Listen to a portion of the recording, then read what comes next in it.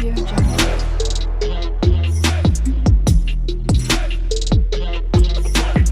Audio Jungle.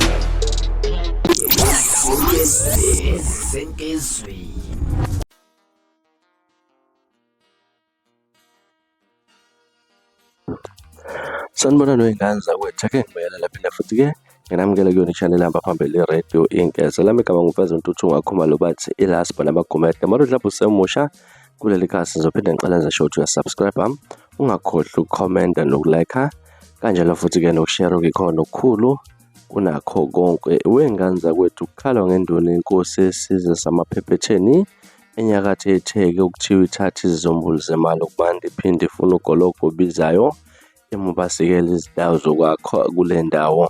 Ilanga lithola izikhali emphakathini ngenduna umnumzane Xolani Jeza odume ngelika JJ.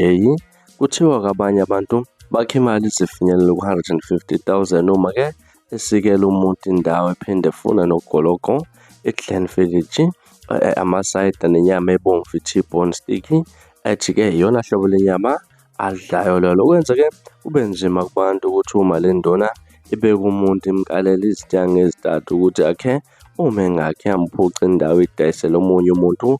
Kanti umthetho wendawo kuthiwa-ke umuntu ulinda iminyaka emibili ukuthi akhe kuleyo ndawo asuke ebeke kuyona. Kuvele ukuthi kunezindawo ezihlomule kathathu ngazo indawo ngayinye njengoba adayisa izikhathi ezihlukahlukene. Bathi-ke bachitha imali yabo enkulu abantu uma beyobeka emaphepheteni.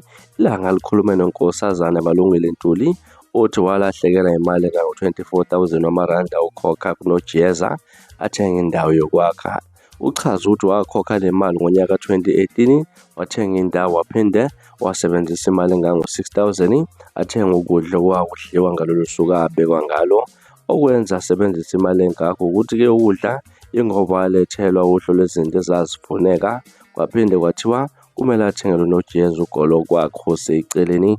Watshela ukuthi-ke kuzoshesha uma ejabulise yena kuze kube yimanje akaze akhe kule ndawo nemali yakhe ayikazi ibuye. Inkinga abanayo ukuxabana nesoka lakhe laphana asabaza kuqhubeka ukwakha kule ndawo. Kodwa-ke wamazisa unoJeza ukuthi-ke wathi uzoyibuyisa imali yakhe noma ambhekele enye indawo uma ayithola. Kuze kube yimanje uchaza ukuthi uyambalekela bahlela ukuthi bahlangana kanjani ukuze banikane le mali noma amkhombise enye indawo entsha azokwakha kuyona. Kodwa-ke ajike ngomzuzu wokugcina athi kukhona okunye okuphuthumayo ukuchaza unkosazane Ntuli. Uchaza ukuthi akaza kulandela ukuthi imali nokusikela indawo ngokohlelo lwenkosi, kodwa uyazi ukuthi imali engekho enkulu ahlala kuthola ukuthi nje usikela abantu izindawo ngemali engafani, ubheke ukuthi umuntu unothe ekangakanani. Khona okuthiwa uthatha kubona imali engango-40,000 abanye kuthiwa 80,000 ngaphezulu.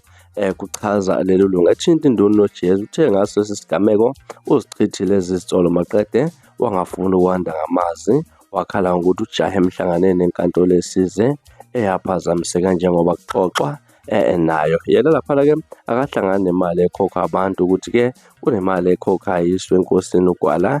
Yena ungena mase kumele kubeke umuntu afike enze lowo msebenzi bese uyahamba nokugologo lokukhulunywa ngawo usuke eyisa kuyona inkosi. Bese-ke kuba utshwala nenyama okudliwa uma kubeka umuntu awukho oza kuyena ngokukhethekileyo. Ugologo nenyama ucela ukufuna ukwazi ukuthi-ke babuze enkosini kuchaza unoJeza esho evala ucingo. Inkosi iyaphefumula ngalolu daba ukuthintwa. Inkosi uThandize Gwala uthe-ke kuyayijabulisa kakhulu ukuthintwa ilanga lolu daba ukuze igonyuluke ngoba kudala imkhuzu noJeza ngalezi zitolo. Lo wesifazane okhala ngo-24,000 wakhe mncane kule mali athola ukuthi-ke ithathwa unoJeza kubantu. Ukhona uthatha kubona 70,000, 100,000 kuze kufike emalini engango-150,000 wabantu abanye abasikela izindawo ngokungomthetho. Okubuhlungu ukuthi-ke akukhambekela khona njengenkosi futhi ayikho imali ayiletha kuyena ngokohlelo la emaphepheteni. Imali yokukhonzela indawo kuba imali engango-3,000 bese kuba u-550 wenduna ukubeka umuntu. Ukudla okusuke kuzodliwa uma kubeka umuntu kuba inyama, utshwala, ugologo. Kodwa-ke asikho isinqumo senyama sokuthi kumele kube inyama engakanani noma uhlobo oluthile, kodwa kuya ngamandla umuntu esuke ebekwa. Ugologo nawo kawufuneki obizayo kuba ibhodlela nje elimhlophe nelibomvu. Kulawa amabhodlela elilodwa liletha kuyena njengenkosi ekhuluma naye nje. Uke wafika la kuyena noJiyeza lethi ibhodlela le-Captain Morgan.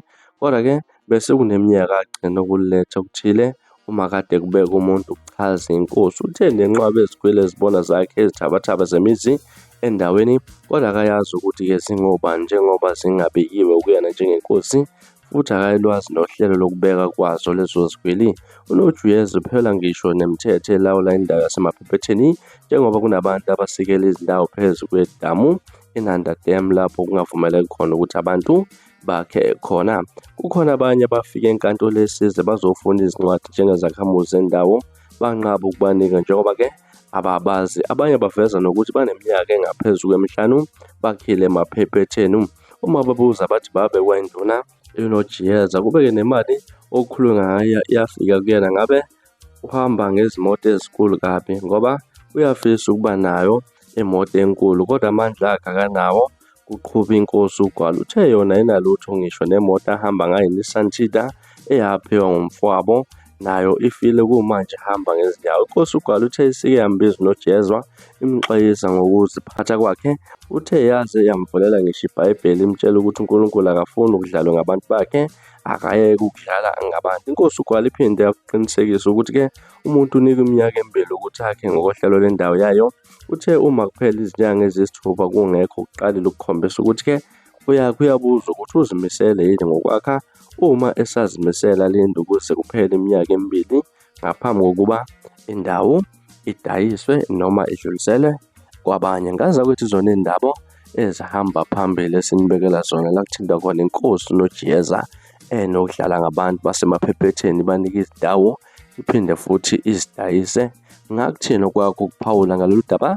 Hlala comment section-ke ngizwe ukuthi ulithini lwakho uvo ngalolu daba. Mina ngila Sibonelo Nkanza kuthi sengiphuma nje na, kodwa ngiyathembisa uyabuya futhi nezinye izindaba ezilandelayo kwividiyo elandelayo. Kwakho ukusubscribe nisiphathe kahle, ibe nosuku lomnandi, ngithanda khona.